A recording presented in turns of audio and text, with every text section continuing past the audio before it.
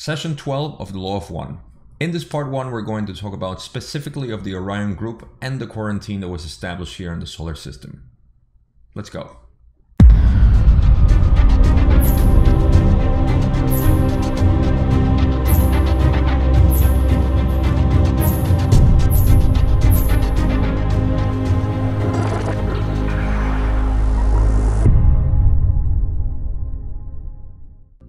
In the past couple of sessions, we've been touching on the Orion Group and we have some information about them. This session 12 focuses a lot about them, so we're going to get a lot of information about it. This part 1 of this session that I'm doing is going to cover mostly the Orion Group and part of it quarantine as they established it a long time ago when they did the transfer of Mars here, as you remember from past sessions. So we're going to go straight into it because the information is not that deep, but we have a couple of things that I would like to discuss. So let's just dive into this. Starting up, Don asks, continuing with the previous session, you mentioned that the Orion Crusaders came here in chariots. Could you describe a chariot? Ra says, the term chariot is a term used in warfare among your peoples. That is its significance. The shape of the Orion craft is one of the following. Firstly, the elongated ovoid shape, which is of a darker nature than silver, but which has a metallic appearance if seen in the light. In the absence of light, it appears to be red or fiery in some manner. Other craft include disc-shaped objects of a small nature, approximately 12 feet in your measurement in diameter. The box-like shape approximately 40 feet to a side in your measurements. Other craft can take on a desired shape through the use of thought control mechanisms. There are various civilization complexes which work within this group. Some are more able to use intelligent infinity than others. The information is very seldom shared. Therefore, the chariots vary greatly in shape and appearance. So, one of the things that is mostly known about the Orion Group, and especially the Draco Reptilian that make up this part of this group, if not the elite mostly, is that they travel a lot in this cigar shape, elongated type of craft. There are several that has been seen in the past, and it's curious because some of them have actually been seen as Raz describes them as being fiery or kind of reddish in color, and that's a common sighting that is here in the ufology that follows this. The other part that he explains here is that some of them are kind of thought forms, and because there are different civilizations or groups that they kind of conform this Orion Group. And they don't share much of their information because obviously, you know, service to self, they're pretty selfish. So they have different types of vehicles, and I guess that's why they don't have a common vehicle maybe. And there's a great variety, but those are the chariots that Ra is referring to here. Let's go on. Don says, is there any effort by the Confederation to stop the Orion chariots from arriving here?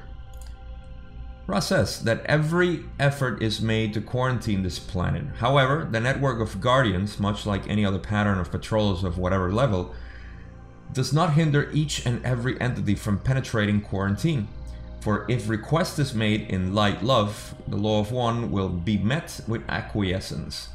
If the request is not made due to the slipping through the net, then there is penetration of this net. Don asks, how does the Confederation stop the Orion chariot from coming through the quarantine? That's a beautiful answer. There is contact at that level of light form, or light body being, depending upon the vibratory level of the Guardian. These Guardians sweep reaches of your Earth's energy fields, attempting to be aware of any entities approaching. An entity which is approaching is hailed in the name of the One Creator. Any entity thus hailed is bathed in love light, and will obey the quarantine due to the power of the Law of One. So basically the way they create the barrier, the quarantine here, is with light love, as Ra explains, which we're going to find out a little bit more in the next slides, but It seems to be like a barrier of light that needs to be met with the same, I guess, energy, which is the ones that the Confederation use, or the Guardians themselves, and it depends on the Guardian, it seems. But they kind of create this barrier that needs to be acknowledged before actually crossing the quarantine. And then Don asks a little bit more about how the system works, and he says, what would happen to the entity if he did not obey the quarantine after being held? Ra says, to not obey quarantine after being held on the level of which we speak would be the equivalent to your not stopping upon walking into a solid brick wall. Don says, what would happen to the entity then if he did this? What would happen to his chariots? Ra says, the creator is one being. The vibratory level of those able to reach the quarantine boundaries is such that upon seeing the love light net, it is impossible to break this law. Therefore, nothing happens. No attempt is made. There is no confrontation. The only beings who are able to penetrate the quarantine are those who discover windows or distortions in the space-time continua surrounding your planet's energy fields. Through these windows they come. These windows are rare and unpredictable. So, a couple of things here. There is no way to bypass this quarantine, at least not in the conventional way. He does talk about some windows of opportunities that happen there, like breaches in the quarantine, but we'll get to that.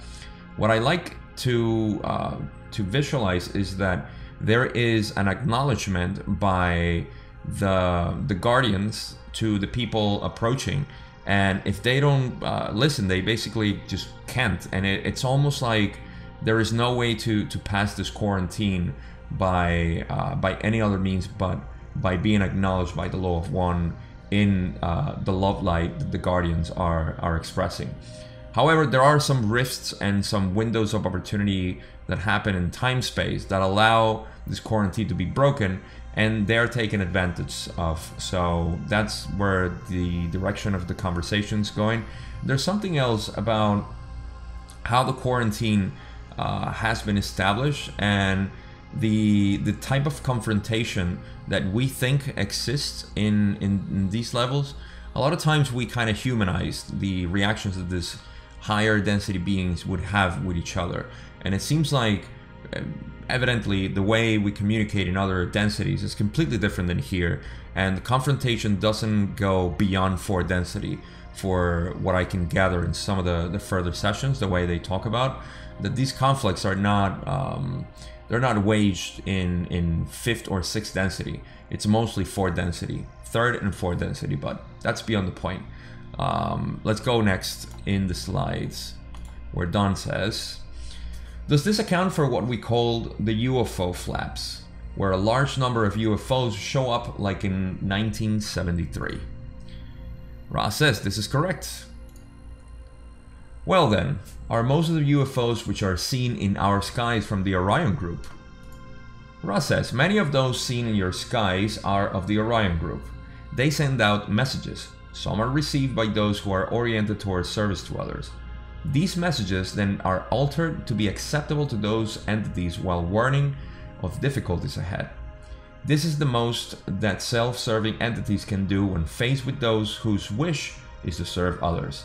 The contacts with the Orion Group, which the Orion Group finds most helpful to their cause, are those contacts made with entities whose orientation is toward service to self.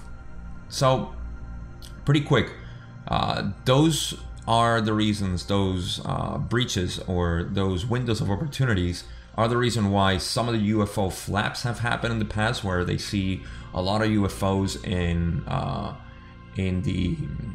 the skies, and that's what they were saying there. If those windows of opportunities are the ones that cause those UFO flaps. Now, there have been different UFO flaps, like the one in Washington DC in the 50s was a completely different one. But when talking about these random events that happen and that there is no explanation for them, that's what they're talking about. Second, in this last slide, they're talking about how the Orion Group sends those messages and what do they accomplish with those. When they send those messages to people like us, oriented towards service to others, the most they can do is give us like doom scenarios or that kind of information that it's warning of difficulties ahead. So that's what Ra is explaining here, that when the most they can do is just give us messages that makes us feel like it's a terrible outcome what's happening next. So it's gonna get more interesting, so let's keep reading. And Ra continues and says, there are many thought forms entities in your skies which are a positive nature and are the projections of the Confederation. Other sightings are due to the inadvertent visualization by your people's optical mechanisms of your own government's weaponry. And we have talked about this in the past, that even though the secret space program it's pretty secret about it, there are some sightings from people seeing the government's weaponry, as Ra calls them, and that's the other type of sightings that happen. And of course, there are many thought forms that the Confederation sends that are also part of these sightings. So I think just Ra was covering all his bases there. Don then asks, you mentioned the Orion Crusaders. When they do get through the nets, give both technical and non-technical information. We know what you mean by technical information, but what type of non-technical information do they give to those they contact? Am I right in assuming that this is all done by telepathic communication? And this question is going to get into something very cool. So we're going to read what it says, and then we're going to go into the explanation. Ra says, this is correct. Through telepathy, the philosophy of the law of one with the distortion of service to self is promulgated. In advanced groups, there are rituals and exercises given, and these have been written down just as the service to others oriented entities have written down the promulgated philosophy of their teachers. The philosophy concerns the service of manipulating others that they may experience service towards the other self, thus through this experience becoming able to appreciate service to self. These entities thus would become oriented towards service to self and in turn manipulate yet others so that they in turn might experience the service towards the other self. Okay, that's a mouthful. Well, let me explain what he's saying. The way that they communicate, the Orion Group sends us messages. Say they see somebody positive like us, like I said before. They give us doom scenarios or tragedies or cataclysms or simply difficulties ahead, like Ra says. When they communicate with people who resonate with them, the philosophy that they give, which is the non-technical information that they pass down, it's almost the same like he's saying. We have our own doctrines and philosophies, like we know the Essenes, Jesus of course, the Gnostics, and so on and so forth, the Buddhists of course, the Taoism. I mean, there's so many of our positive oriented philosophies that we got from the Confederation and other sources. Now, the same thing happens with the negative oriented ones. They give down their information and they provide philosophies that need to be followed. Now, the philosophy that he's explaining here, and this is where everything gets a little bit more confusing, is that they provide the idea of manipulating others so that the others can feel the service to others experience while also learning the service to self. Well, that means that if I am to manipulate you, you're going to experience the service to others, which is me, right? The one doing the manipulation. And at the same time, you're going to experience the service to self, the reward of serving your own by this philosophy. And now you are going to have other people do the same thing. You're going to manipulate somebody else for your gain. That person's going to feel the service to others and at the same time the service to self, which he then passed down, and it's a chain reaction. That's how it's the main philosophy, you would say. Of course, they have their own mechanisms and techniques and so on, just like we have our own techniques and mechanisms and so on for spreading the love and being positive and all this stuff. So it's just a beautiful part to see how the law of one actually reacts to the polarization of both paths. They're both serving the creation itself, and this is the service to self service that it's created for the creation, where the service to other service is our positive polarity creation. So that's the contrast, that's what creates this polarity or this dualistic universe that we have. So hope that makes sense. Always ask me questions if it's needed. Don then continues to ask, would this be the origin of what we call black magic? And Ra says, this is correct in one sense, incorrect in another. The Orion Group has aided the so-called negatively oriented among your mind-body-spirit complexes.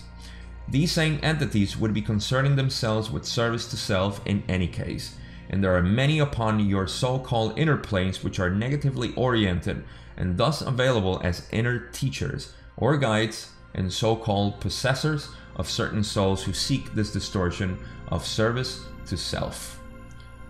The Orion Group has aided a lot, of course, the negatively oriented people here, but there's also others that are in our inner planes, which to me sounds like the Anshar that are part of the inner planes of the earth, and they are advanced in their evolution as a spirit, and some of them might be negatively oriented. Now, I'm not talking about the Anshars that Corey Good is in contact with, but maybe others that he actually has seen in his visits down to the inner planes. That's my speculation, so don't take it for granted. This could also be other dimensional beings that live in our planes, in our inner planes of the earth. So I don't have much information there, but it seems what he's saying is that it's not only the Orion Group, but also negatively oriented entities that are available as teachers and guides for these people, not just the Orion Group. Let's go to the next question. Don says, is it possible for an entity here on Earth to be so confused as to call both the Confederation and the Orion Group in an alternating way? First one, then the other, and then back to the first again. Ra says, it is entirely possible for the untuned channel, as you may call this service, to receive both positive and negative communications. If the entity at the base of its confusion is oriented towards service to others, the entity will begin to receive messages of doom. If the entity at the base of the complex of beingness is oriented towards service to self, the Crusaders, who in this case do not find it necessary to lie, will simply begin to give the philosophy they are here to give. So pretty quick here, this is what we have been talking about, that if they see a positively oriented person, they're going to give them that doom scenario. If they are in fact service to self oriented people, then they're just going to disseminate their own philosophy without the necessity of lying.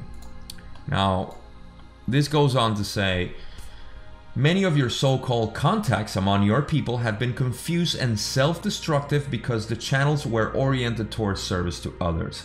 But in the desire for proof, were open to the lying information of the Crusaders, who then were able to neutralize the effectiveness of the channel. This is a big problem that has been going on for a long time.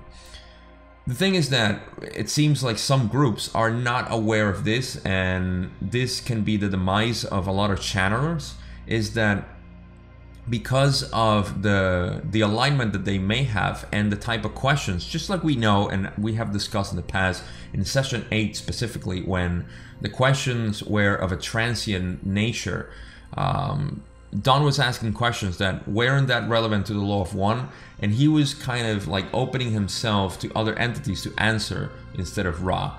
So the same thing happens here, and one of the things that Ra says is that the channelers in the idea of trying to get proof of what they're getting, because say they get information about something that's going to happen and they want proof, then they start getting messages of doom, because it's almost like the radio frequency is being altered and now a different entity will channel. So without like he says, the untuned channel will possibly get a positive and a negative depending on their practice and so on and so forth. So for anybody who wants to channel, I would think it's a good idea to get a really good guidance and know what they're doing, because this information is just going to cause more confusion and it's not going to lead to anything. So it's a very important note there to make. So let's continue.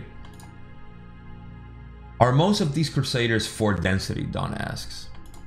And Ross says, there is a majority of fourth density. That is correct.